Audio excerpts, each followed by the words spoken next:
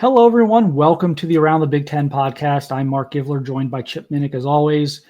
Another pre-spring look at the Big Ten teams. We're doing 3 topics, 3 questions on every Big Ten team as they prepare for spring football. And this is a one that some of these is like, oh, it's going to be tough to get to 3. This is probably, we could have probably went 10 questions on this one, but we cut it down to 3. We're whittling it down. We are on to Purdue. New head coach Barry Odom. Look, Ryan Walters' era, just not what anyone had hoped. If you're a Purdue fan, if you're involved in that program in any way, if you're Ryan Walters, like nobody was happy with how that went. Now they've got Barry Odom coming in, trying to inject some life into the program after some really tough seasons. Chip, what are his first priorities this spring as these guys get ready to, start this era? In my humble opinion, and again, that's part of the great thing about the Big Ten Network, being able to kind of get an assessment from, what I see and what, like the analysts see when it comes to like spring game and things of that nature. If I'm Barry Odom, the first priority has to be reestablishing the line of scrimmage on both sides of the ball. Because when you think about some of the I can't sugarcoat it. Some of the lopsided dominant performances the Purdue opposition had in 2024, which led to the firing of Ryan Walters. To me, it comes down to you have to be able to kind of assert yourself at the line of scrimmage.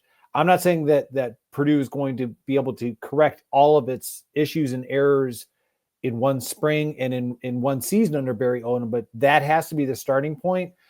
I realize we're talking about Purdue, but I think back to a few years ago with Greg Schiano at Rutgers. That became clearly evident in when he came back to Rutgers that, okay, Rutgers was no longer going to be just an easy victory for Big Ten opposition. And that has to be, if I'm Barry Odom, I would kind of look to Greg Schiano as kind of like a role model in that regard. Like, hey, what can we do to kind of make it a lot more difficult for teams to come into West Lafayette and play the Boilermakers?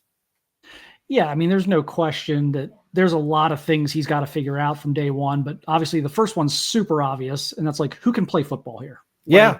Like, exactly. Who are my guys? Who are my 3 guys on offense we need to get the ball to? Like, who are the guys on defense that can run and hit? Like, that's obvious. But then, like, for me, the other thing is they're not going to win talent matchups this year. They're just not. I looked. It would be a shock to me if they're favored in any Big Ten game. Right. So who's going to play hard? They got to get these guys playing hard. They have to play so much harder every week than everybody else. But that's what you weed out. This is more about attitude and culture this spring to me than it is about scheme. Who can run and hit, who can run fast with the ball in their hands, but who is going to play hard and who is going to really buy into this to whatever they want to set as the scheme, whatever they want to set as the culture of their program. That, to me, that's the biggest thing. Get who's going to buy in and who is going to, bleed for the program. That's bottom line here, because everything else you can fix over the long term. You can't fix that. Like if guys aren't, like, they got to go. Like if guys aren't buying in, they got to go. So that's going to be a big thing. Number 2, Chip, lots of bodies in, lots of bodies out, just like crazy roster shakeup. How are you going to, formulate all of this into a cohesive unit and get the transfer additions caught up? But it's not just transfer additions. Like everyone's a transfer at this point, basically, right, because you're a first year coach. So how do you get this? How do you get all the newcomers to gel into one unit? That's going to be the mystery. I think, you touched on it that, like who wants to play. Like a lot of these guys that are coming in, obviously listened and believe what Barry Odom, whatever the pitch was, Barry Odom was able to get a lot of new faces in West Lafayette. And when I say a lot, we're talking 40 guys that are completely new to the Purdue program. that, however you want to spin it, like they're looking at this as an opportunity to display their talents, to improve their draft position, because, even though Purdue had a dreadful 1-11 season last year, there are people going to the Purdue Pro Day to see, some of the talent that stuck around, like during that and declared themselves available for the NFL draft. Now, granted, Purdue lost their better players to the transfer portal, but that's a completely different topic. So, one of the guys that jumps out at me that I know that you're very familiar with, Tony Grimes, well-traveled, but was highly, highly desirable when he was coming out of high school. Is this a guy that has kind of looked at this as a redemption opportunity? And I'm not picking on Tony Grimes. I don't know him personally. I'm not, this is not meant to belittle, his decisions that he made previous. But, there's a reason why he's at Purdue now. And this is an opportunity for him to take this opportunity and improve his position in the eyes of NFL draft evaluators. Yeah. Here would be my glass half full take on this, is just that, look, Barry Odom was at UNLV, so he is used to going through the portal process. When you're at a non-power program at this point, you have to live in the portal, because you're losing guys to the portal that are moving down. You're losing guys to the portal who are moving up. So you are used to taking, or you are used to having larger roster turnover than you would at an upper level Power 4 program. If you are not in the Power 4, again, if you're not in the upper echelon of the Power 4, you are really living in the portal year to year in today's landscape. So he's used to having kind of a new roster every year the last few. I mean, that's kind of how he's had to operate, and he's excelled at that. So that would be my one, like, okay, let's hang our hat on this. If I'm a Purdue fan, is that he's good at putting these rosters together. He is good at taking a bunch of guys from a bunch of different places and putting a roster together and getting them to play as a team.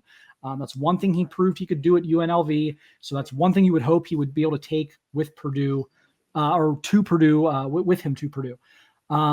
Last thing here, can Purdue climb out of being projected as being in the Big Ten basement? Can they get out of the 18th spot in the preseason projections by the end of the spring, Chip? That's to be determined. And I'm not trying to be evasive or, I had this big smile on my face. That was something last year, I recall, during Big Ten media days, that Ryan Walters, he bristled understandably at the mere thought that, okay, everyone within the media predicted Purdue to finish dead last. And that was supposed to be like a rallying cry and a motivational thing. And it didn't work out. Now, I'm going to borrow some of Mark Ivler's half full motivation. Is the team that was picked 17th, their rival, the Indiana Hoosiers, and look at the season that they had. So the reason why I'm trying to say that it's going to be determined is I referenced like the Big Ten network and being able to kind of get an idea in terms of like what the analysts that go to visit there and what it looks like on, for their spring game. And I realize you can't gauge everything off of a spring game, but, depending on how Purdue does, and so much of it is so dependent on being healthy, as well as how other Big Ten teams do within the Big Ten at staying healthy during the spring, because sometimes that can be, so deflating and depressing to lose somebody that you project as a key contributor during the spring. It's not beyond possibility that Purdue could wind up not being number 18, but it really depends on how everyone gels and how they perform during the spring. So the question is, can Purdue climb out of being projected dead last in the Big Ten by the end of spring? So first of all, I would have Purdue projected last as we sit here today. We're recording this on March 4th. Yes. But I'm going to answer a question with a question. Okay. Does Maryland still exist? And is Maryland still playing football in the fall? Yeah, I mean that's the other team.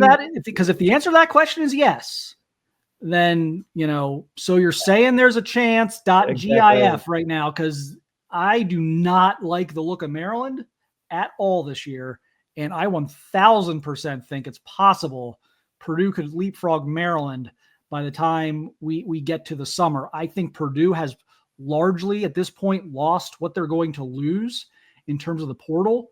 I think anything Purdue probably loses at this point will be trimming fat or running guys out of the program who don't buy in, or like there's very like all the like supremely talented guys that you wouldn't want to like lose have already kind of left.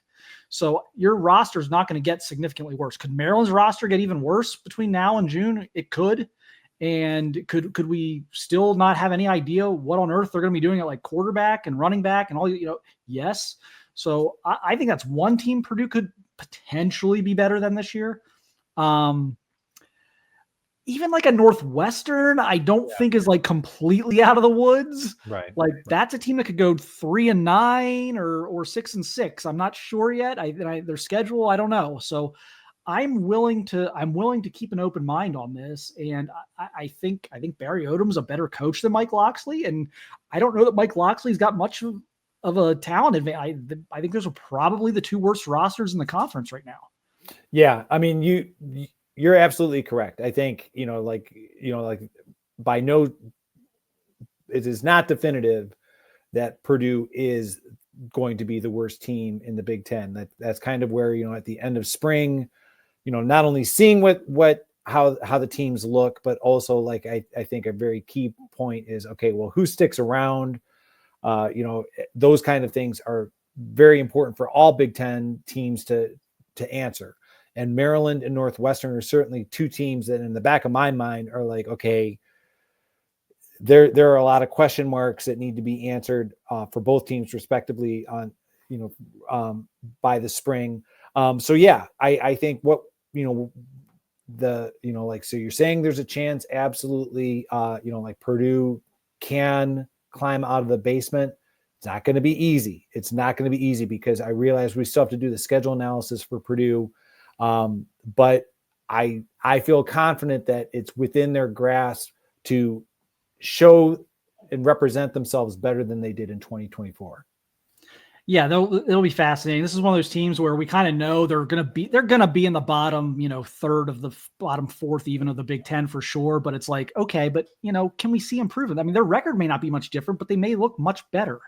They could go 2-10 or 3-9 next year and be significantly better than they were last year. Like there's a lot of room for improvement there.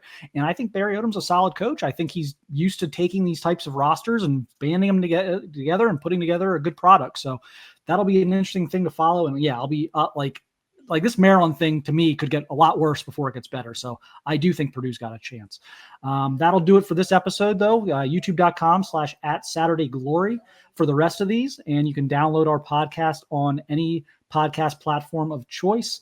Appreciate everyone's support and thank you for watching and listening. Let us know in the comments what you think of these, and if there's things we got wrong, things we got right, whatever. Let us know in the comments what you're thinking about these, and this one specifically. Are we way off on Purdue, or do we have our finger on the pulse pretty well? What do you think? Let us know. Thanks, Chip, again for joining me, and we'll be back here. We got a few more left, so we got a few more coming.